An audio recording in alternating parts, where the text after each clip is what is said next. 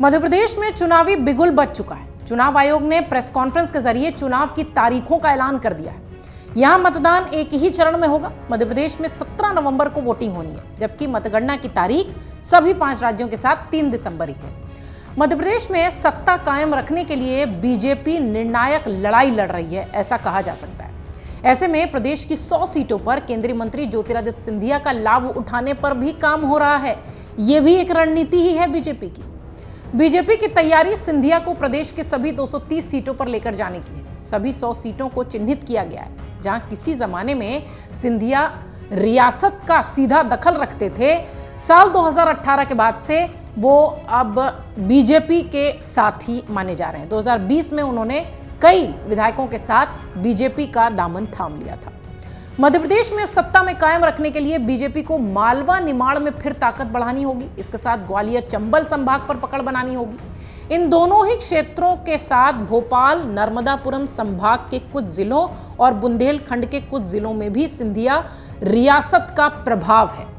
ये पूर्ववर्ती ग्वालियर स्टेट का हिस्सा है। इन क्षेत्रों में लगभग 100 सीटें बताई जा रही हैं। अलग अलग स्तर पर बीजेपी के अंदरूनी आकलन में ये बात सामने आई है कि यहां बीजेपी को सिंधिया मजबूती दे सकते हैं। आपको बता दें कि बीजेपी का पूरा फोकस ग्वालियर चंबल की ये जो सीटें हैं इस अंचल की वहीं पर है। साल 2018 के विधानसभा चुनाव में कांग्रेस यहां से 34 में से 26 सीटें जीत कर आई थी, जिसके दम पर कांग्रेस 15 साल बाद सत्ता में वापस आई थी। ऐसे में इस बार बीजेपी कोई रिस्क लेने के मूड में नहीं है, इसलिए बड़े चेहरों को मैदान में उतारा है। वहीं दूसरी तरफ बीजेपी का अंदरूनी आकलन ये कहता है कि प्रदेश में सत्ता पक्ष के विधायकों के खिलाफ असंतोष है। पार्टी के निचले स्तर के कार्यकर्ताओं के भ्रष्टाचार और पार्टी पदाधिकारियों में पनपे भाई भतीजावाद ने भी हालात बिगाड़े। ऐसे में सिंधिया का प्रभाव अहम भूमिका निभा सकता है। यदि मालवा और निवाड़ के साथ ही ग्वालियर चंबल और मध्य भारत में भी सिंधिया मोर्चा संभालते हैं तो माहौल सकारात्मक बन सकता है।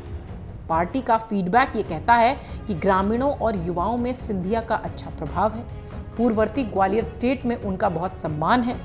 उनके मैदान संभालने से बीजेपी को फायदा होगा। पार्टी के केंद्रीय नेतृत्व का भी सिंधिया पर बहुत ज्यादा भरोसा है।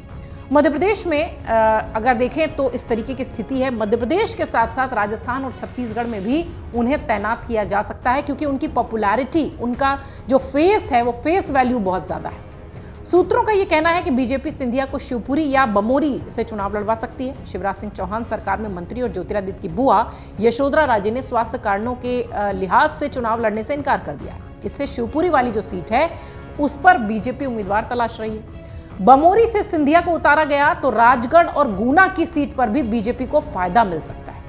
ज्योतिरादित्य सिंधिया के समर्थक भी शिवपुरी सीट पर सक्रिय हो गए हैं, जिसके बाद अब कयास ये लगाए जा रहे हैं कि शिवपुरी सीट से अब केंद्रीय मंत्री ज्योतिरादित्य सिंधिया चुनाव लड़ सकते हैं। हाल ही में शिवपुरी में आयोजित कार्यक्रम के दौरान खेल मंत्री यशोधरा राजे सिंधिया ने मंच से संबोधित करते हुए चुनाव न लड़ने की घोषणा की थी। उन्होंने अपने समर्थकों से अपील की कि वो उनके इस निर्णय में साथ रहेंगे।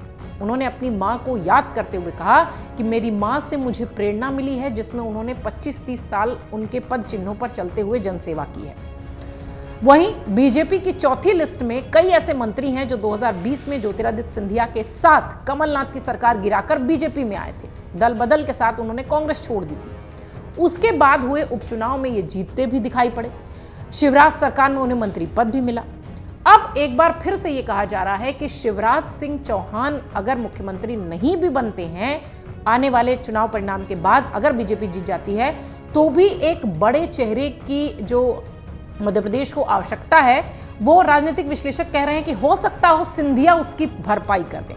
लेकिन सिंधिया के चेहरे पर निश्चित तौर पर बीजेपी मालवा निवाड़ से लेकर ग्वालियर चंबल तो उनका गढ़ ही है, उन तमाम इलाकों में मजबूती देखने की कोशिश कर रही है। और सिंधिया के चेहरे पर ही अब, जब पिछली बार वो पिछले चुनाव में कांग्रेस में इतने गढ़ संभाल रहे थे, तो अब बीजेपी में है और इतने हिस्सों की जिम्मेदारी अगर उन्होंने ले ली तो निश्चित तौर पर बीजेपी को सत्ता में आने से कोई नहीं रोक पाएगा। ऐसा राजनीतिक विश्लेषकों का आकलन है।